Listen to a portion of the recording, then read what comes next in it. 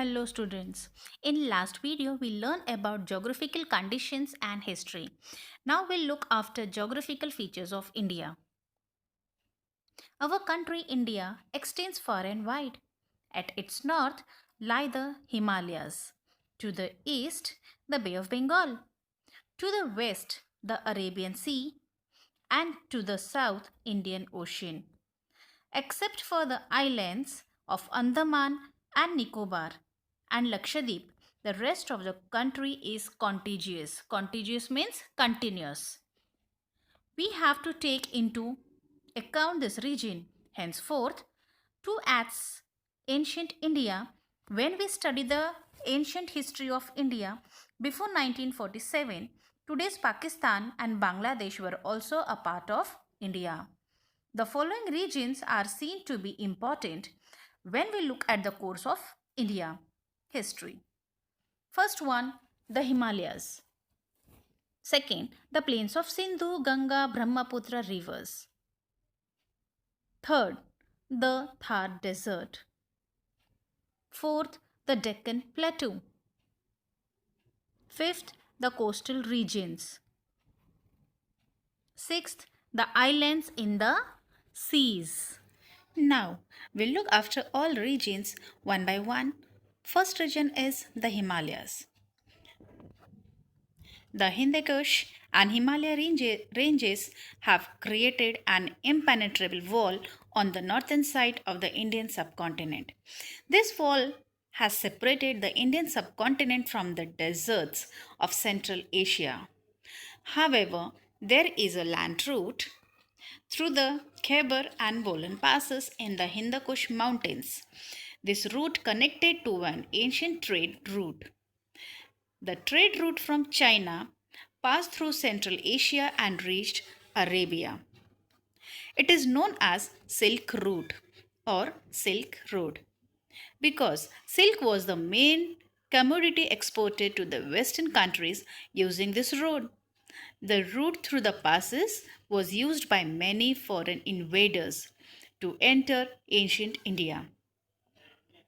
Many foreign travelers also came to India by this route.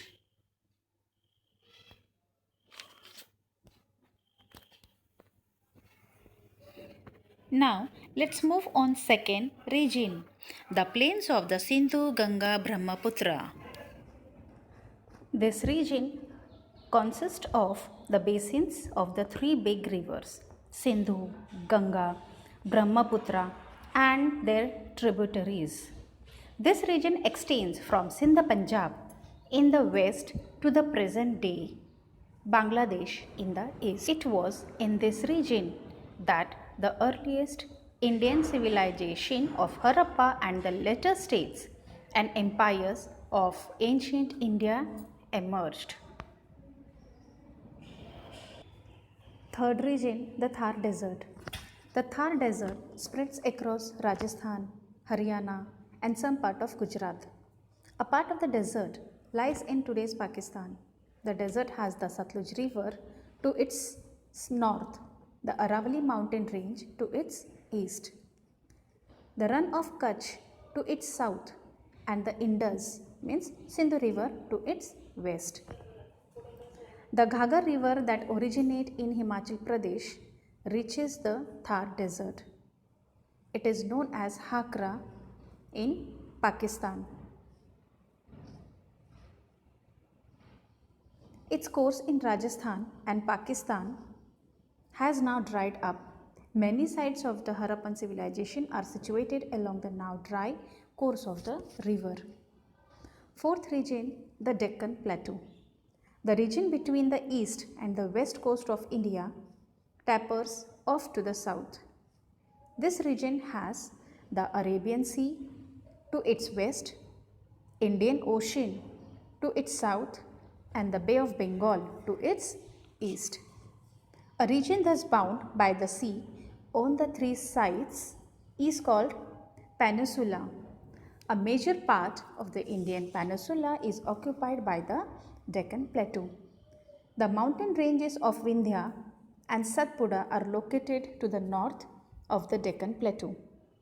The Sahyadri mountain ranges are to its west. They are also known as Western Ghats. To the west of the Sahyadris is the coastal region of Konkan and Malabar. The mountains on the eastern side of the Deccan Plateau are known as Eastern Ghats. The Deccan Plateau has fertile land where many post-Harappan agrarian cultures flourished. Deccan Plateau was a part of Maurya Empire, the largest in ancient India.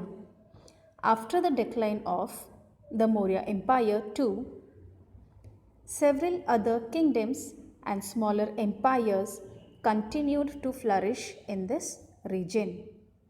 Fifth region is the coastal regions. From the time of the Harappan civilization, ancient India had trade relations with the western countries. This trade was carried on by the sea. Therefore, India had developed contact and interaction with foreign cultures and people at the seaports. Later on, land routes came to be used for trade and transport. But the importance of sea routes did not diminish. Diminish means decrease.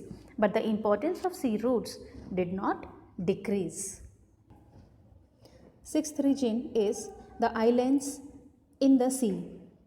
Andaman and Nicobar are the Indian islands in the Bay of Bengal. Lakshadweep is a group of Indian islands in the Arabian Sea. The location of these islands may have been important in ancient sea trade. The manuscript Periplus of the Erythraean Sea or Handbook of the Red Sea makes a mention of Indian islands. It has been written by an unknown Greek sailor. Show the following on outline map of India. The Himalaya mountain, the Thar desert, east coast. Third part of this lesson is the Indian subcontinent. The cities of Harappa and Mohenjo-daro are in today's Pakistan. Afghanistan, Pakistan, Nepal, Bhutan, Bangladesh, Sri Lanka and India together form the region known as South Asia.